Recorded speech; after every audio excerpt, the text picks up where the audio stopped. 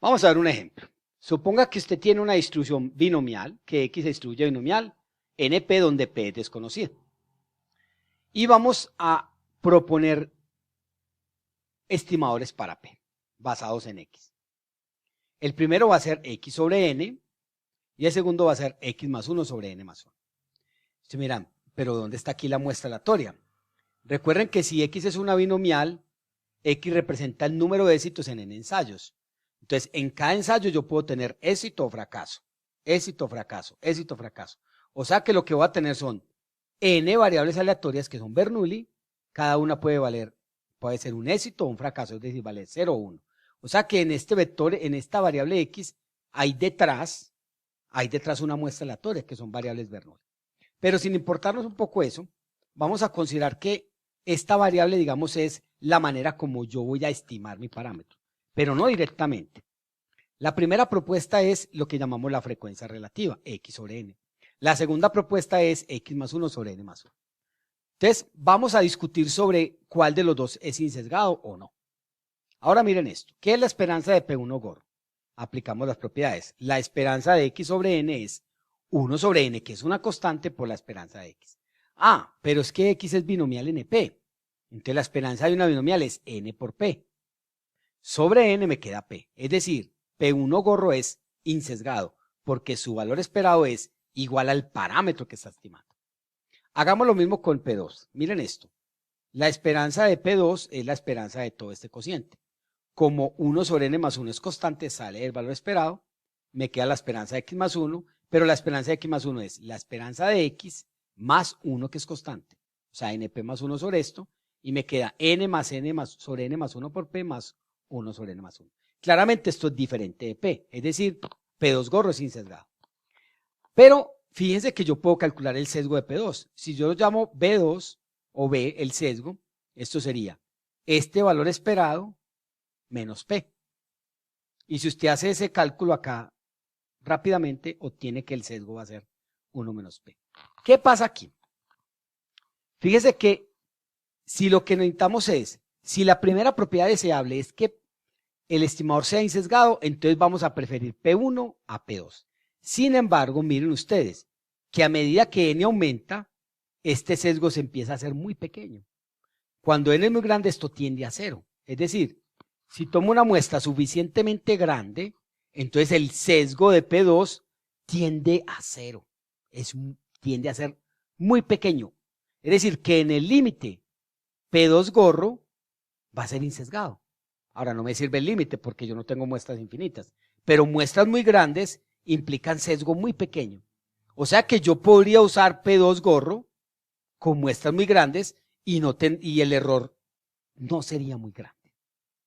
Otro ejemplo. Vamos a suponer ahora que tenemos una muestra aleatoria de una distribución que tiene media mu y que tiene varianza sigma cuadrada.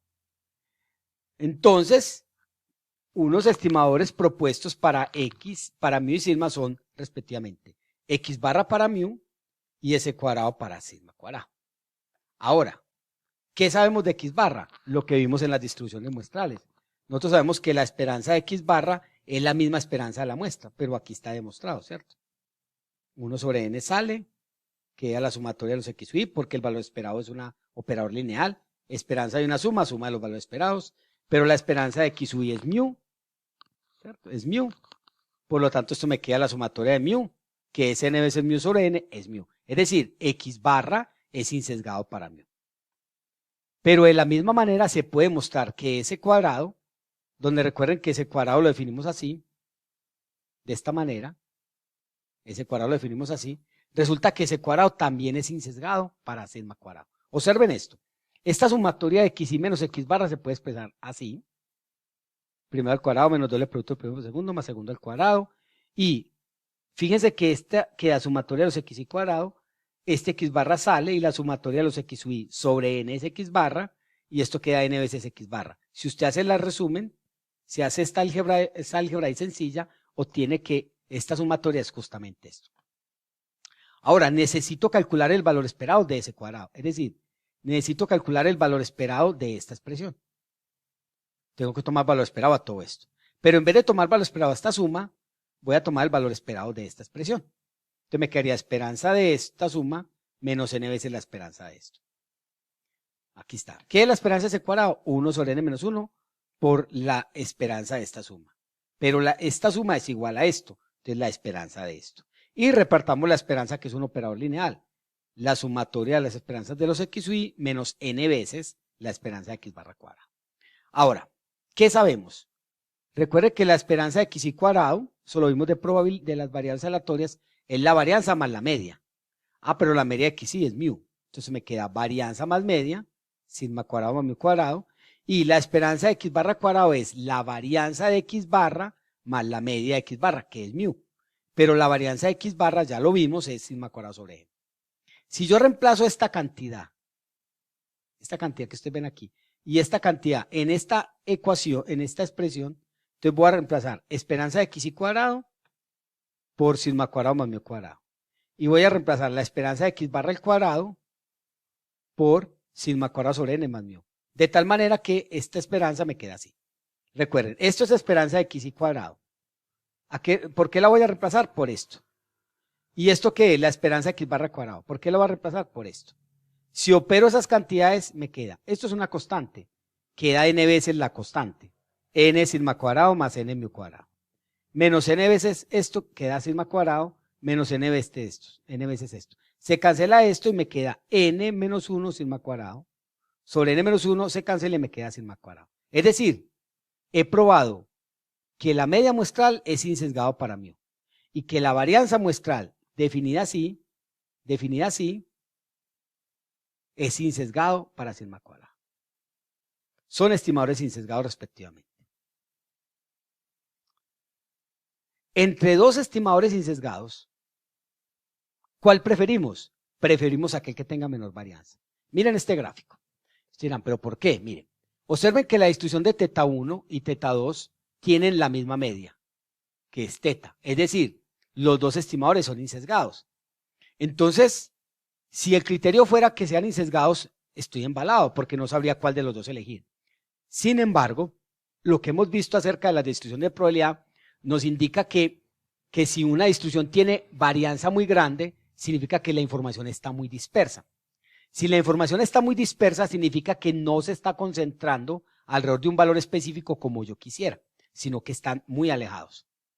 Si ustedes observan la distribución de teta 2 gorro, los datos están muy dispersos alrededor de teta, muy dispersos. Mientras que si observan la distribución de teta 1, los datos están más concentrados. ¿Eso qué implicación tiene? Que si usted toma una muestra aleatoria de la distribución de teta 2 gorro, una muestra aleatoria le puede dar un valor de teta 2 por aquí y otra muestra aleatoria un valor de teta 2 por acá. Y entonces, ¿cuál valor escogemos? Mientras que si tomo muestras aleatorias de teta 1, mire que la mayoría de muestras van a quedar sus valores concentrados aquí, muy cerca de teta. Entonces, preferimos estimadores que tengan varianza pequeña. Y preferiblemente, cuando ambos sean insesgados, ¿cómo escojo entre los dos? El que tenga menor varianza.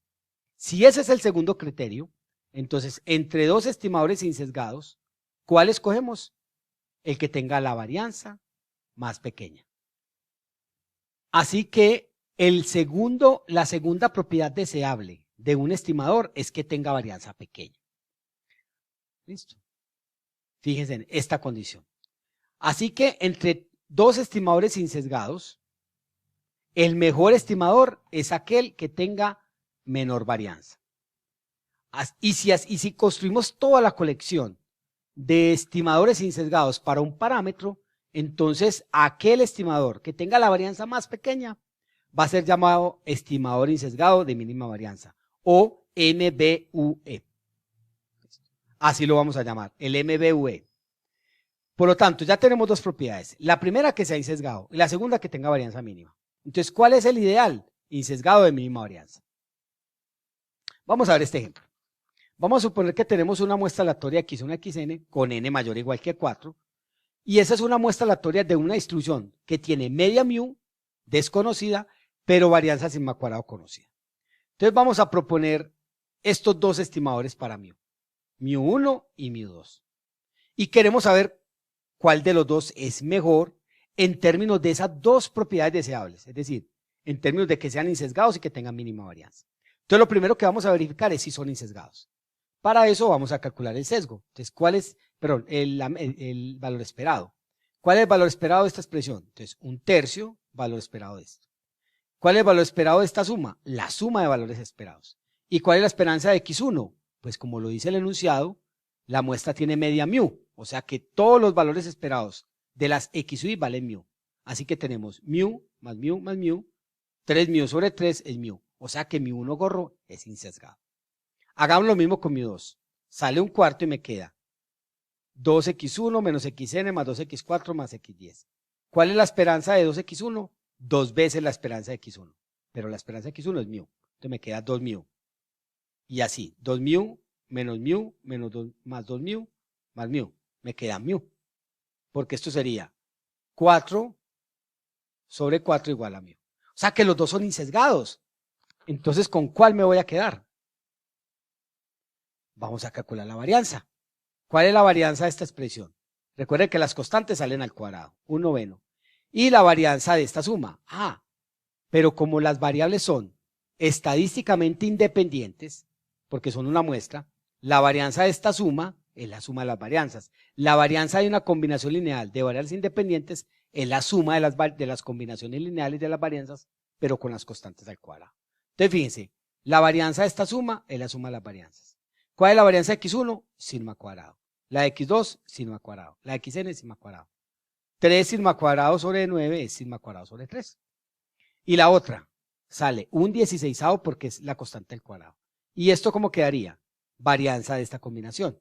¿Cuál es la varianza de esta combinación? Es la varianza de esto más la varianza de esto más la varianza de esto más la de esto. ¿Y cuál es la de esto? Constante al cuadrado, 4, varianza de x1, sigma cuadrado. Esta constante al cuadrado queda 1, varianza de xn es sigma cuadrado. 4 sigma cuadrado me queda 10 sigma cuadrado sobre 16, 5 octavos de sigma cuadrado. Y está claro que esta varianza es más pequeña que esta varianza. Este valor es más pequeño que esto. Entonces, entre estos dos estimadores insesgados, ¿quién es el mejor? El que tenga menor varianza. En este caso, mu1 gorro es un mejor estimador para mu que mu2. Este teorema está relacionado exclusivamente cuando la muestra aleatoria, usted tiene la fortuna de que pertenezca a una variable aleatoria normal. Si la muestra aleatoria, si esto es una muestra aleatoria que proviene de una normal, entonces x barra es el MVE, es decir, entre todos los estimadores insesgados para la media de esa normal, x barra es el que tiene la varianza más pequeña. No hay otro con varianza más pequeña. Esto solo funciona porque mi muestra proviene de una normal. Es importante también definir otro par de terminologías que vamos a utilizar mucho. Si teta gorro es un estimador de teta, vamos a definir el error estándar de teta gorro como la desviación estándar de teta gorro, es decir, la raíz cuadrada de su varianza. Muy sencillo. Entonces, cuando hablemos que el error estándar de un estimador, nos estamos refiriendo a la raíz cuadrada de su varianza. Si esa raíz cuadrada dependiera de algún otro parámetro desconocido, entonces a mí me toca primero estimar ese parámetro para poder obtener un error estándar. Pero entonces el error estándar ya no sería un error estándar crudo, sino un error estándar estimado. Es decir, si esta varianza depende de un parámetro, ese parámetro debo estimarlo y lo que obtengo es una estimación del error estándar. En el caso en que eso pase, esta expresión, que sería sigma de teta gorro, la vamos a cambiar por S de teta gorro. De nuevo, si esta varianza depende de algún parámetro y ese parámetro hay que estimarlo, a lo que resulte de la estimación lo vamos a llamar el error estándar estimado y se suele notar S de teta gorro. ¿Cuándo se va a realizar? Para una muestra aleatoria de una población con media mu y varianza sigma cuadrado, entonces un estimador insesgado para mu es x barra. ¿Y la varianza de x barra cuál es? Sigma cuadrado sobre n. Así que el error estándar sería esa raíz cuadrada, es decir, sigma sobre raíz de n. Pero si yo no conociera sigma, entonces estimo sigma con S. Y lo que obtengo así entonces es el error estándar estimado. Miren la diferencia, en vez de sigma sería S.